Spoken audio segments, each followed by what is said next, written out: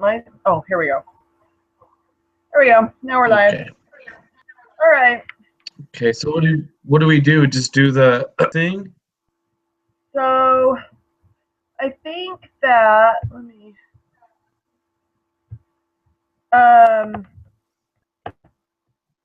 I think we're just supposed to go over the answers and then do the quiz, and it should all the questions should be the same. Okay. Okay. Is what my understanding of it was. Okay. And just and all we're supposed to do is put the answers into the quiz. Okay. So do we go to the quiz right now? We can. It just said, okay. So what it said.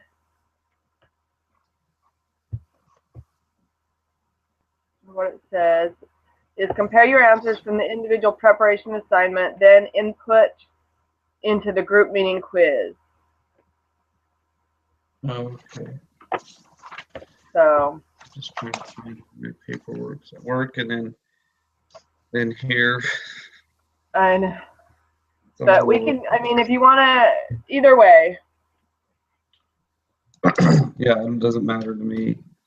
Do we want to just go over the answers really quickly and then make sure we have everything?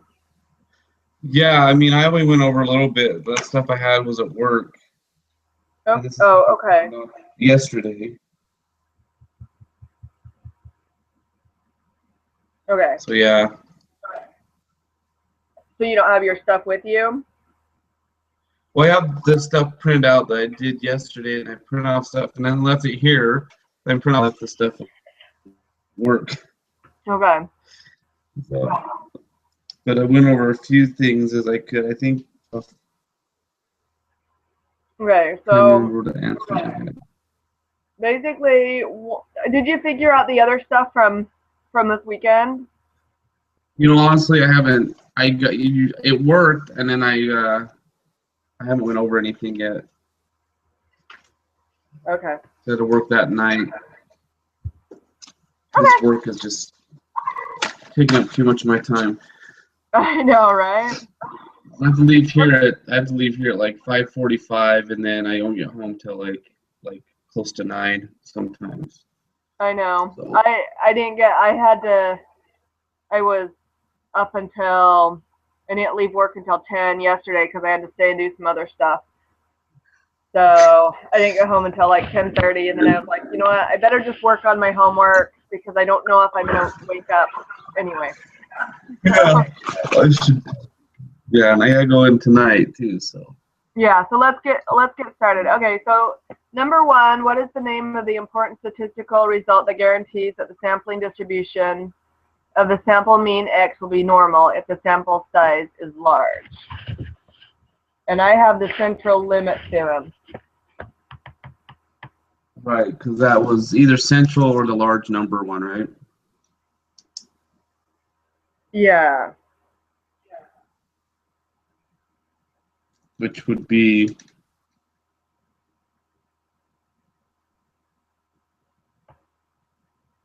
so number 2 would be. So number 2 is the law of large numbers. Yeah. Okay. All right. Which of the following variables is or are categorical? I had 2 and 3 on this one. So that's the one where.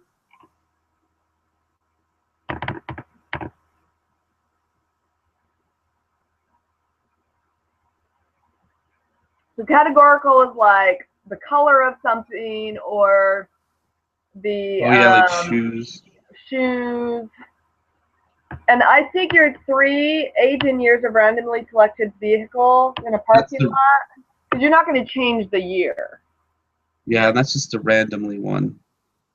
Where a number of animals in a local zoo, you could actually add to the number or subtract the number. Wouldn't it just be 1? No, because you want categorical. And the number of animals in a local zoo is whatever the it's not here, let me look at the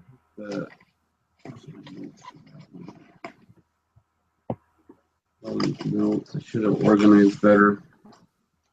okay, it's there's quantitative variable, so it's quantitative. The 3. Number 1 on that one is quantitative. And the other 2 are, I took them as they are categorical. Okay.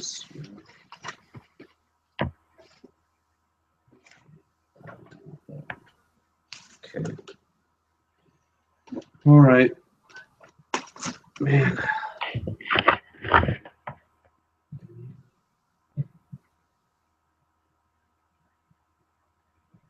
Do you understand why? Yeah. Just okay. Because you're getting a whole one. Another one's animals in the zoo, and another one's just toothpaste. So right, all the toothpaste would be categorical. Not separating any other groups or types. Right. So it's a number of animals. So that would be quantitative, where the other 2 are categorical. Okay. Okay. Sorry, I'm like all over the place. Okay. All right. Number 4, the mean IQ test in the United States is 100. 20 randomly selected statistics took an IQ test. The mean of the scores is 112. Which of these 2 numbers is a parameter and which is a statistic? And I actually had to go look it up because I hadn't remembered this, that the parameter is the 100 and the statistic is the 112. Well, because you're getting 100 people. Well, no. So the mean IQ test score in the United States is 100. So that's the mean for the whole United States. They've taken 20 randomly selected statistics students to take an IQ test, and the mean of their scores is 112. So that's a statistic because that's like taking a certain number in the population. Where, so let me see if I can find where it talks about that. Oh, okay. A parameter is a true but usually unknown number that describes the population. A statistic is an estimate of a parameter obtained from a sample. Oh, okay. Does that make sense? Yeah. Okay. I can read some. Rotham City has 4 districts, neighborhoods. Property values of the similar within each neighborhood, but they vary considerable from neighborhood to neighborhood. One neighborhood has very low property values, another has extremely high property values. Property taxes are usually roughly proportional to the property values. What type of sample should we collect to gauge the residents' responses to proposal to increase property taxes?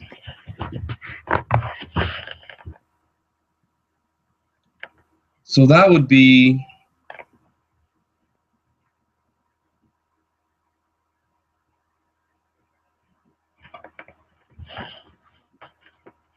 so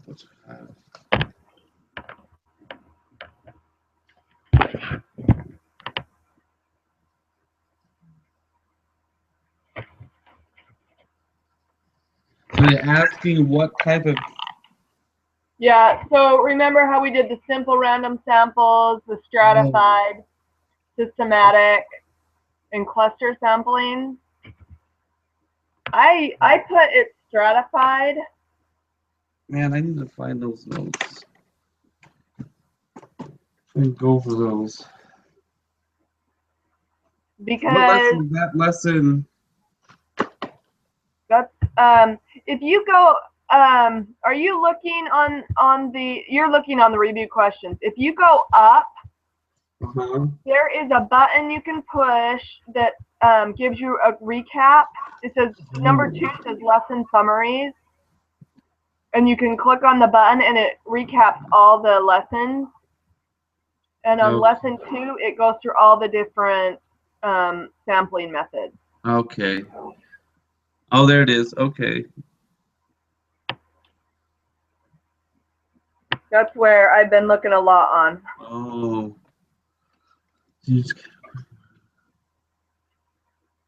So does it go?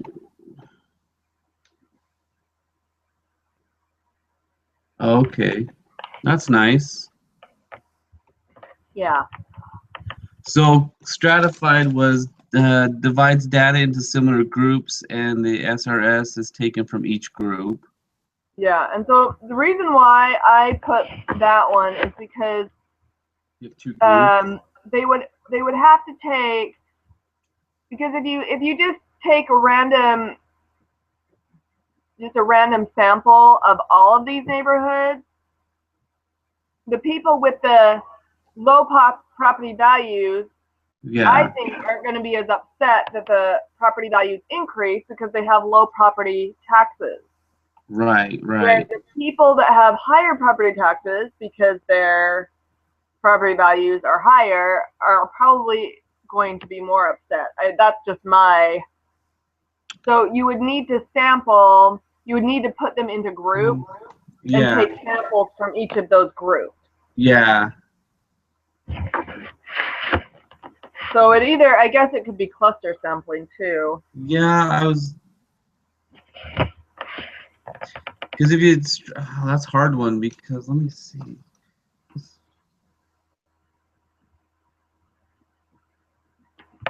So I would think that they would do categories, like they would put the low property values together and the higher property values together, and then they would take a sample of each of those people. Right.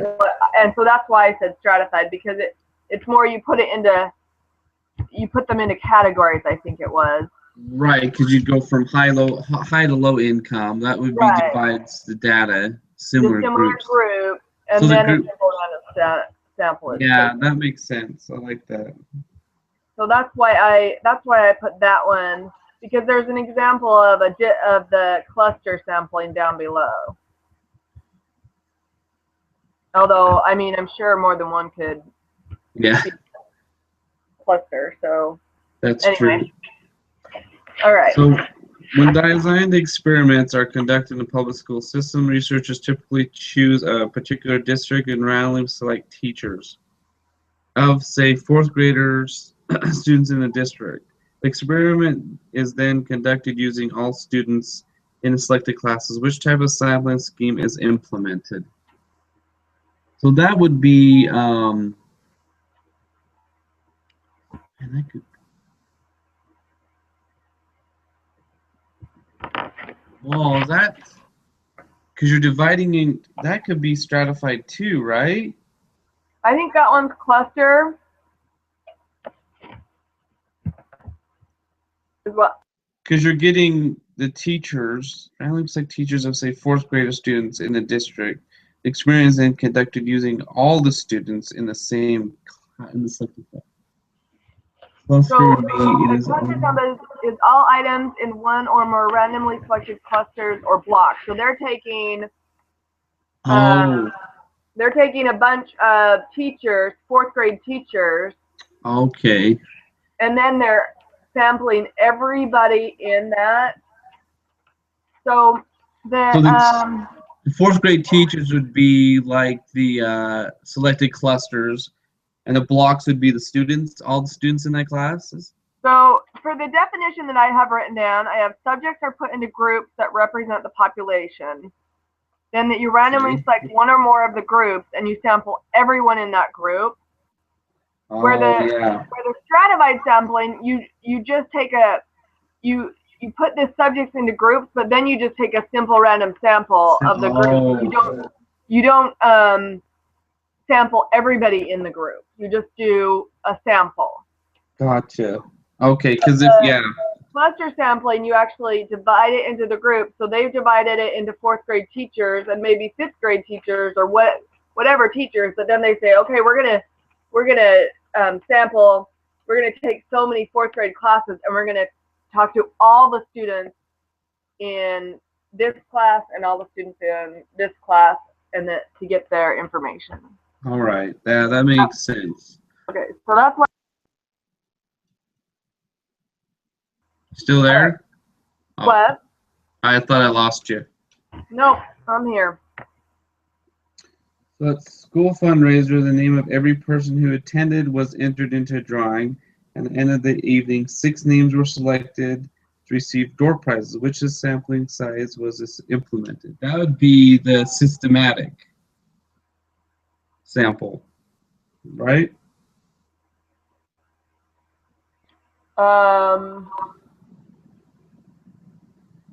Well, let's see. No, that'd be, never mind. That would be simple random sample. Yeah, that's what I have, is simple random. Yeah. Okay. I was looking at the 6, like it'd be. Okay. So a special interest group has conducted a survey regarding wolves in Yellowstone National Park to adequately gauge opinions on both sides of the political spectrum. The researchers picked a list of registered Democrats and selected simple random samples of 100 people. Then they took the list of registered Republicans and a simple random sample of 100 people. Which type of sampling scheme was implemented? Ooh. So you took groups of.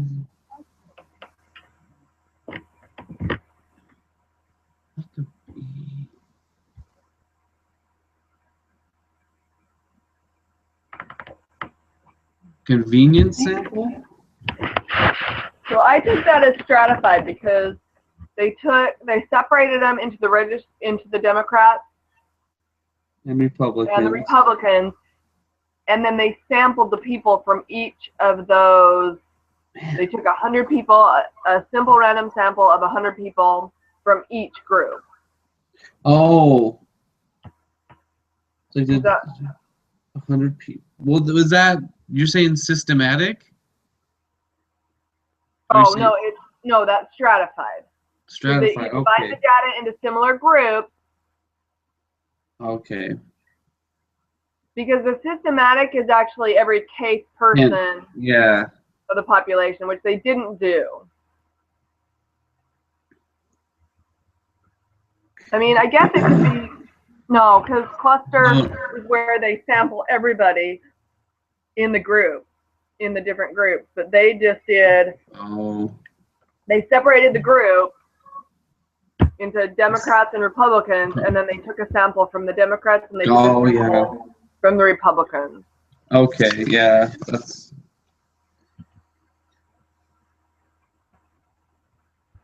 Okay. Okay, a survey is taken to purchase the Crossroads. Open the data file of the Crossroads purchase and use this data to answer questions 9 and 10.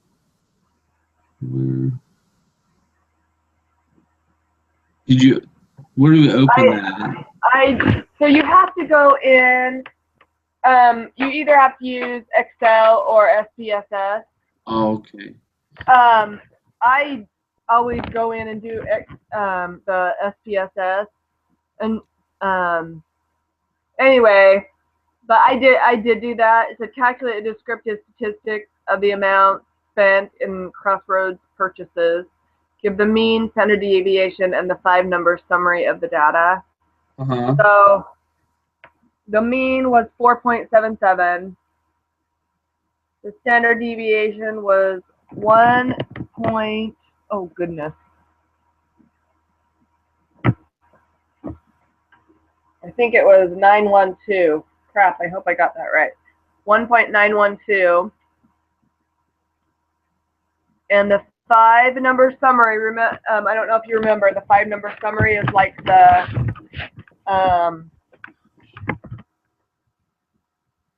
was that We did the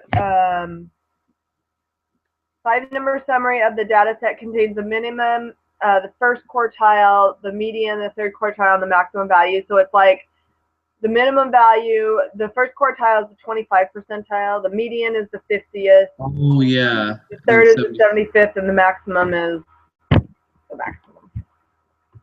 So what I got was the minimum is 0.84. The first quartile is 3.3950.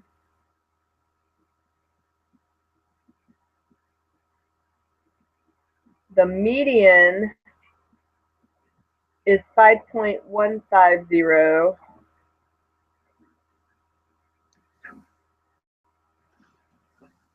Then the third quartile is 5.710. And the max is 10.45. Where did you find that? Oh, there it is, right here. What are you looking at? I'm just trying to find out that the Crossroads purchase thing. Are you doing So it? Putting it into SPSS, or I mean the Excel? Yeah, because I don't know. I think I know Excel's a little bit more easier. I don't know. I didn't look at the other one because I always heard like the other one, it just freezes up a lot. So I'm just opening it to see. Okay, I think does it say iCard on it? Crossroads purchase, credit card. Okay. Yeah, it's like Crossroads purchases. Okay. So I'd have to go back and mess with that. Okay, well.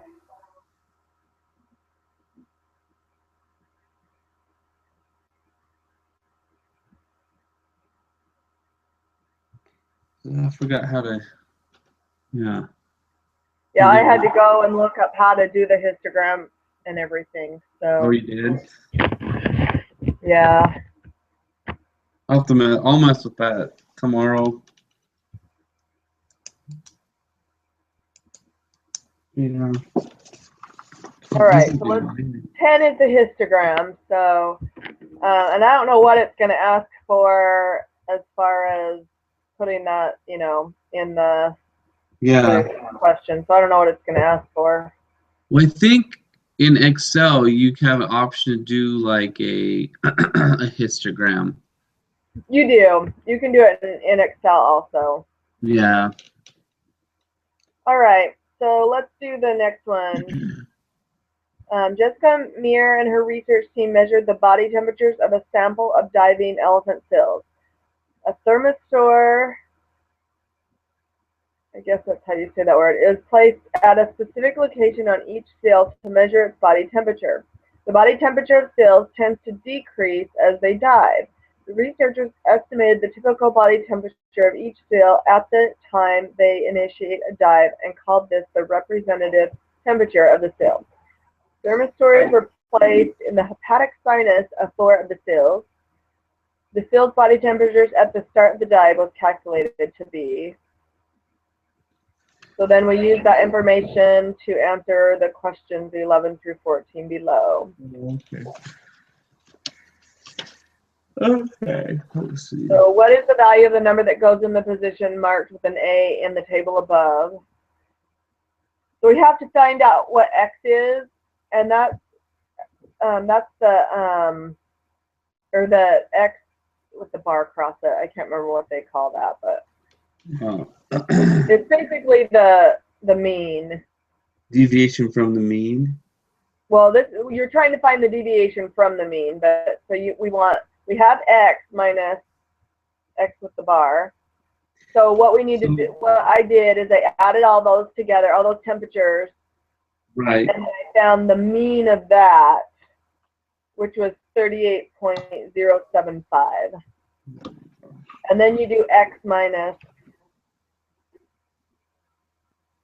All right, sorry. Okay, and then you do X minus that number. So you would say 37.91 minus 38.075, and that is what A is. 37. I'm just gonna run through it real quick. Okay.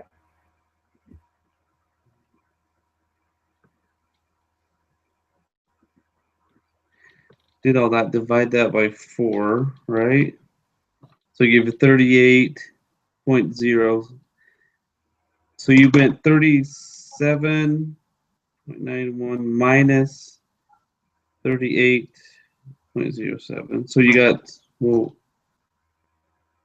a negative 1.6. Yeah, I had gotten 38.075. Let me see if I did that right. Well, that's what, well, I just got 38.07 on the mean, right? Let's see. I got 3 decimals. Oh. Let me see.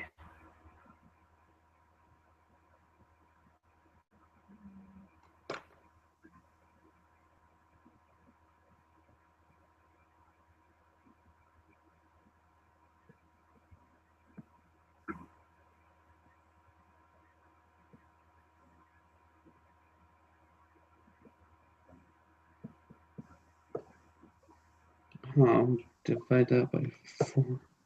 Oh yeah, you got 3 decimals. So I did all 3. Oh, okay. So 37.91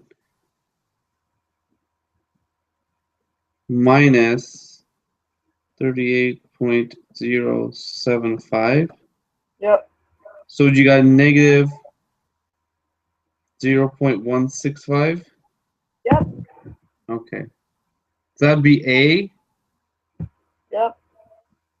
So B, we would just do the same thing, but then you square it. the second power, right? Yeah. But you do 37.25 minus 38.075. And you do, oh wait, is that right? What did you get on B? Negative 0.825. Okay, I messed up somewhere. Oh, wait. And then you square that number, so then it's 0.6806. Let me So you try. have to do both. You have to do both of them. Gotcha. Minus 38.075. So you got 0.027? No. I got, so 37.25 minus 38.075 equals negative 0.825. And then you square that, Right. and it's 0.681. 0. Oh, you're down that last one. Or 0.6806. Yeah, I don't know how many decimals you want, but I guess you do 0.6. Okay.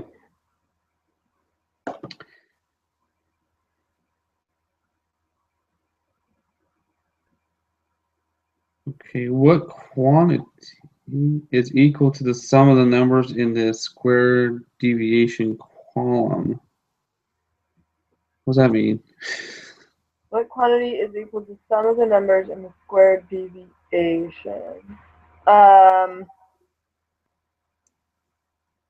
So it's the variance.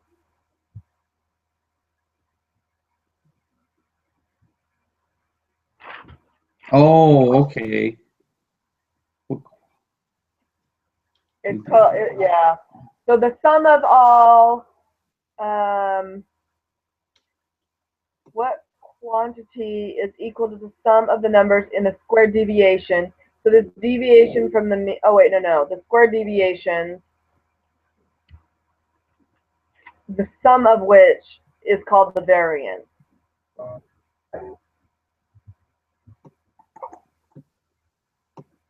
Oh man, I got too far down there.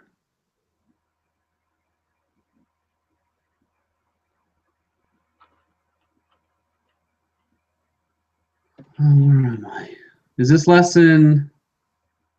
Let's see. Oh, right there. I'm trying to get that open up. I don't know why it's not doing it for me. So we went over means. That's moving over that. Z-score, which I don't know why it's.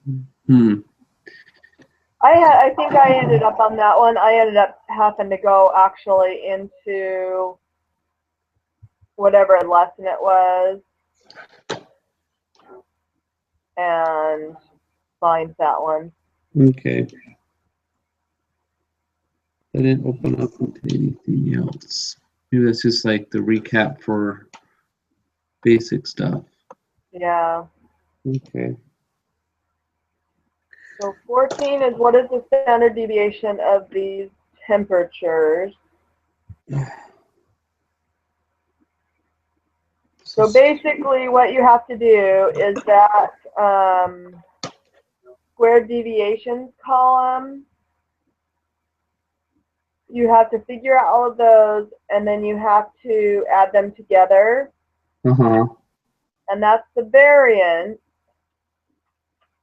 And then you have to take the square root of that number because you've squared all of those numbers, so there aren't any negative numbers. Then you have to take the square root, and that is the standard deviation.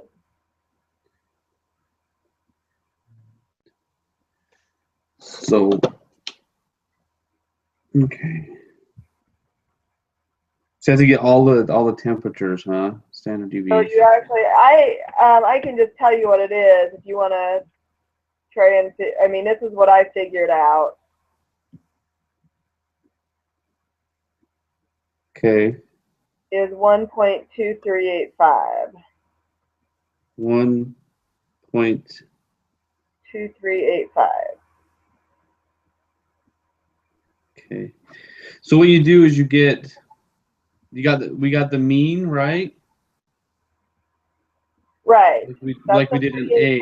0.75. So you get the answer from. So on all of these, you have to add, or you have to do the subtraction. So you have to, you get the first column, which has the A answer, then you have to do the next one down. You have to do all of those. Oh. And then the next column, you have to figure out all of those. And then you add all of those together in that third column. Third column. Oh, okay. So that one we know. I know I got 0.6806. Yeah. So I can work on. Yeah, I'll practice on those ones. See if I get the same number. I have to do something real quick. I'll be right back. Okay.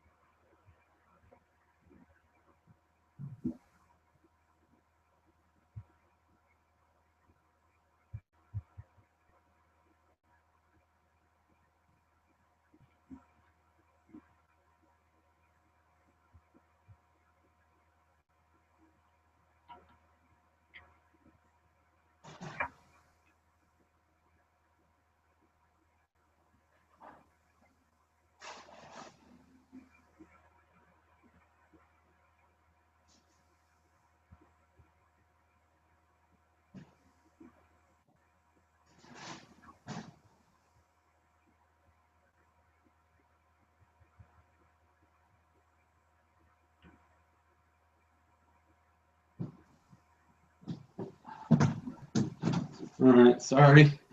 All right. My wife took the kid to the piano, and then I want to put a pizza in the oven at 5. That's all right. Okay. So I don't know how much we're gonna get done through this tonight. I have to leave like at 5:30. Do you want to just start putting them in putting the answers in the quiz, or what do you want to do? I don't know. What do you want to do? I'm like not doing really. Yeah, I'm kind of a lot to go over still. I think we're halfway done. Yeah, we've got quite a bit left to do. What's your schedule for tomorrow? The thing is, we have to have this group thing done by tonight. Oh, that's true. Oh, man. So It's only me and you, so it's like, I don't know. Yeah. I mean, I'll sit and do it after we get done, just put my answers in, but. Okay, well, let's just start on that so we get started on that. Okay.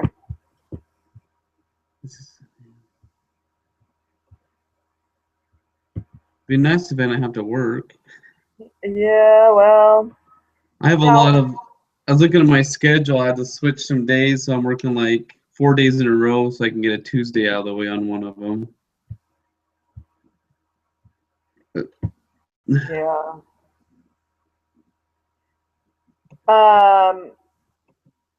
So I'm off. I ended up getting Thursday off, so. Oh, nice. So we could do our other group meeting on Thursday. Well, do we have another group meeting on Thursday? Yeah. Oh, we do? We're starting our next lesson, lesson 9. Oh, is that okay? Yeah, I'm open Thursday. What time? Yeah, I know. I think I have like a parent-teacher conference Thursday, but I can't remember what time. It's fine. It doesn't matter. I can meet whatever time. All right. I'll find out what time she signed up. I think it was like I can't remember what time, but I know we have parent-teacher. But my wife could just go if it comes down to if it's too late. So. All right. So this looks like the same questions, huh? Yeah, it is the same questions. That's why, yeah. Well, the first one was the mean.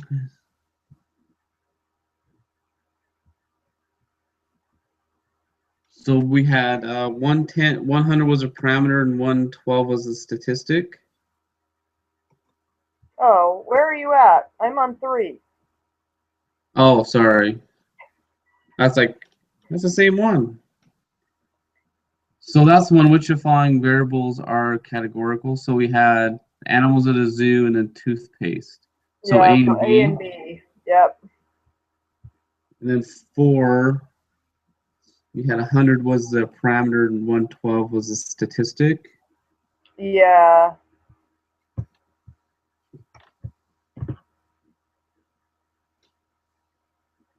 All right, let's see. Okay.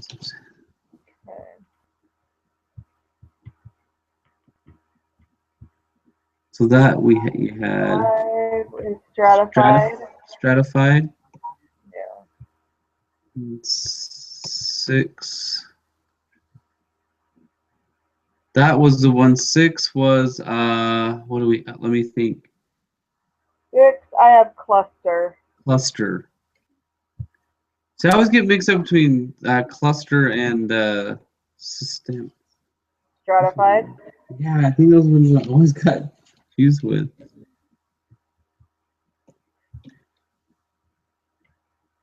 And that one was SRS, correct? Yes. Just simple random sample on 7. Yep. And then Yellowstone. So that one was that was another stratified on 8, Yep. right? Yep. You got 2 different groups.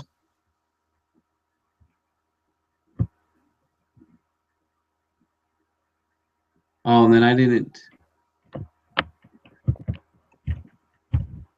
So 9 you got. You got 4.770 for the mean. A deviation. Oh crap.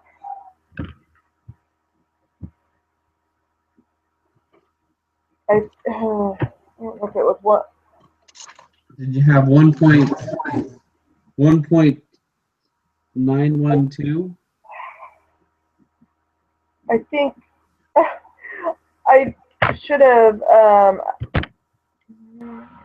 I wish I could go on there and. Okay. It's either 1.912. I think it's 1.912.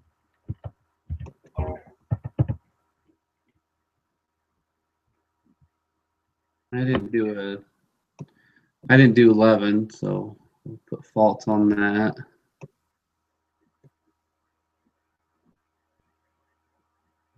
And A got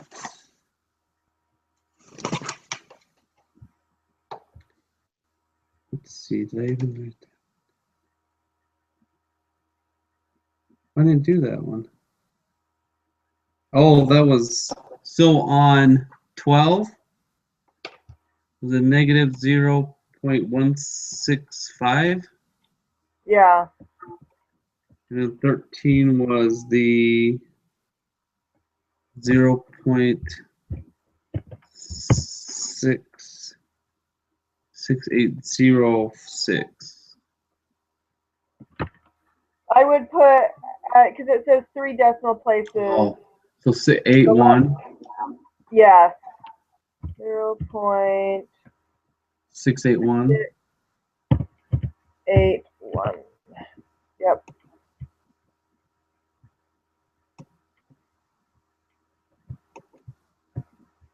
$14 would be the variance.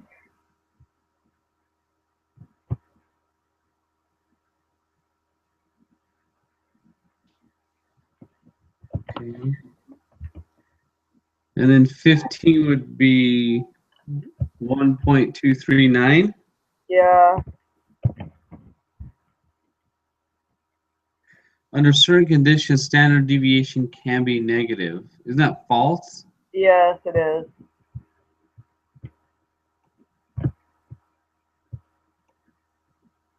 Which location results in the most consecutive temperature measurements for a still otter? Oh, let's see. Which location results in the most consistent temperature?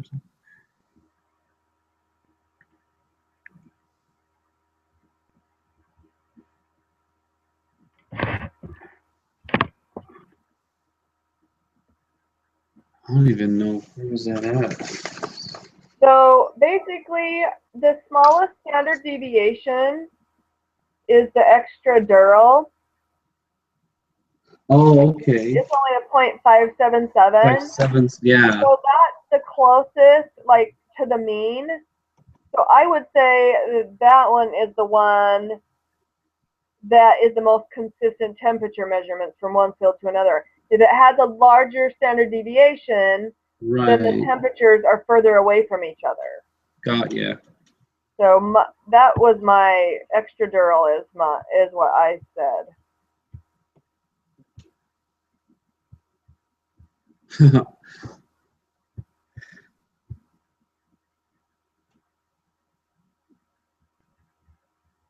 Can you define it in your own words? Not really. Okay. I can't. Not off the top of my head. I'd have to review it again, but I'll just put faults on that for me. All right. The number of hours students spent studying for an exam were recorded. The data were represented in the box plot below. Use this box plot to answer questions 19 and 20. What is the third quartile? So is that 75 percentile? Yep. So is that 8? Yep. What percentage of data lies between 4 hours and 8 hours?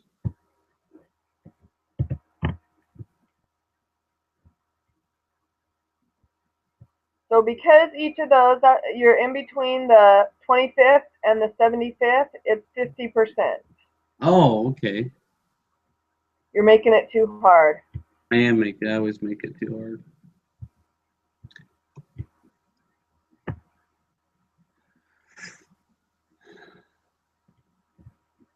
All right. So that one, calculator. Okay. Estimate the mean of the measured nitrate. Okay, so an observation from normal distributed populations is considered unusual. If it is more than 2 standard deviations away from the mean, there are several contaminants that can harm the city's water supply. Nitrate concentrates above 10 ppm parts per million are considered the health risk for infants less than 6 months of age. City of Rexburg reports a nitrate concentration in the city's drinking water supply is between 1.59 and 2.52. Value outside the range are usually, we will assume that 1.59 is the value of that. That's 2 standard deviations away from. So 1.59 is the value of 2 standard deviations, the negative, and the positive 2 standard deviations is 2.52. Oh, okay. So then they want us to figure out, estimate the mean of the measured nitrate concentration in Rexburg's drinking water. Round your answer to 3 decimal places. So you basically add the 2.52 and the 1.59 and divide it by 2. So I got 2.055. Yep. So we go 2. So that's the mean. So we go 2.06. No, wait, no. No, because it says 3 decimal places. So 2.055. Yep. Okay. Estimate the standard deviation of measured nitrate concentration. 3 decimals. So how you figure this out, because that is 2 standard deviations. So what I did is I said 2.055 minus 1.59. That was your 1 deviation? No, and then you divide it by 2. Oh. And then you add that number. So let's see, estimate the standard. Oh, no. And then you don't add it.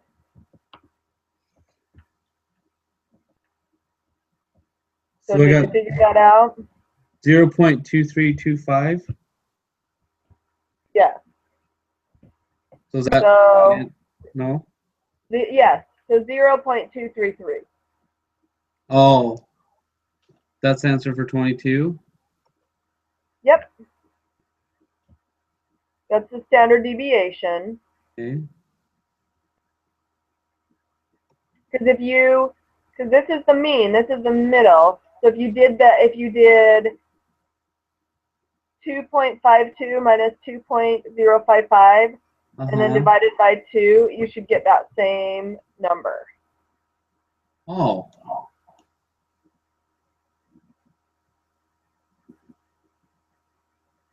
So this is 1 standard deviation. Okay. So if you added the 2.055 plus 0.2133, you would get the first standard deviation. The second standard deviation would be either the 1.59 or the 2.52. Does that make sense? Yeah. All right. So then 23, between what 2 measured nitrate concentrations do approximately 68% of the data values lie? So, do you remember the 68, 95, 99.7 rule? Yeah. So that's the one. So you'd go. So the 68% lies within 1 standard deviation. So what you have to do is you have to add 2.055 plus 0.233, and that'll get you the upper number. So sorry, That's okay. 5 plus the 0.233. So that's 2.2. Wow, 2.288. Yep. Okay. So then you do, then if you did the 2.055 minus 0.233, 1.822. So it's the last one. so yep.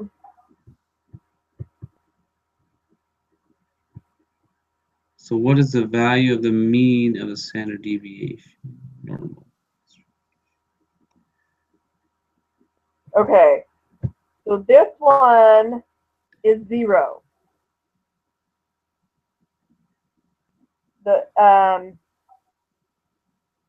I had to look this up, but the value of the mean of a standard normal distribution, like when you have the distribution curve, is 0.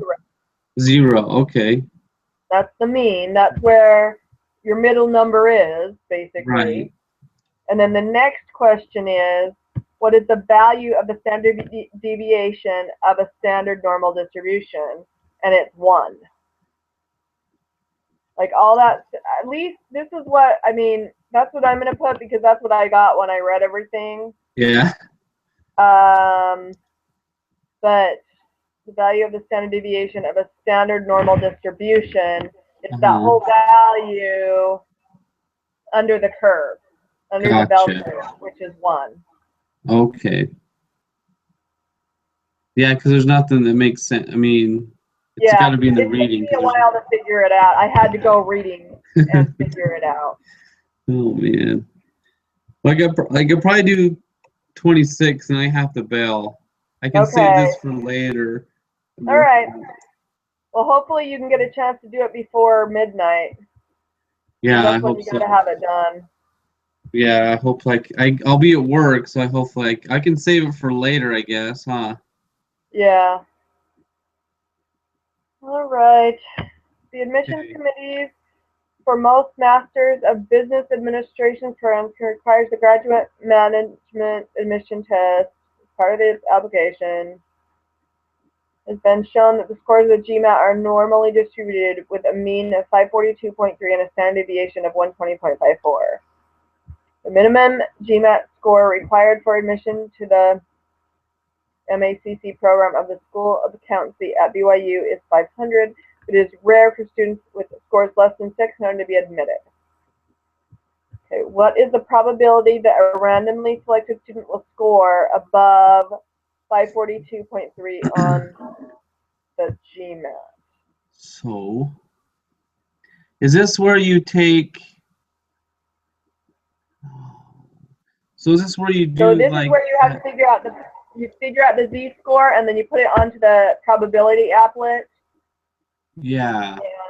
And you and then you figure out, and then it gives you the percentage, the area under there.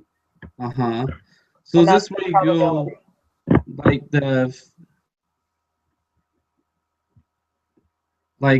to get that you go 5.42.3 minus, that'll make it 0. So it's actually, they want to know, let's see, how did I do this? So you take, what is the probability that a randomly selected student will score above 542.3 on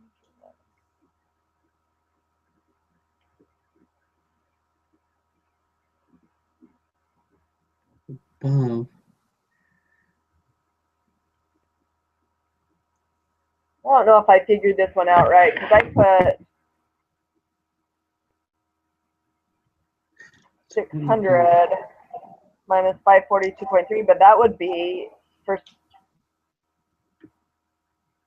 don't know. Well, yeah, so you want to be above, so maybe it's 542 minus. Oh, I know what it is. It's 50%. That's what it is. It's what? It's Because half of the students would score more than that, and half would score less than that, right? Because that's the median. Okay. So it's kind of a trick question, right? Yeah, so 500 plus 600 divided by 2. Well, no. You don't. It's just what is the probability that a randomly selected student will score above 542.3 on the GMAT? It's half of it's because that's the middle. It's just 50%. Oh, okay. It's 0.5, 0.5. Okay. Because that's the median, or not the median, the mean. It's kind of the middle. That's the middle of right it. there. Okay. Yeah, right there. It's 50% will score more and 50% will score less. Okay. That's one of those. I know. That was one of those trick questions.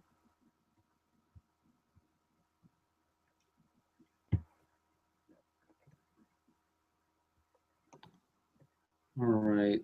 So what's the probability that a random selected student will score below 600 on the GMAT?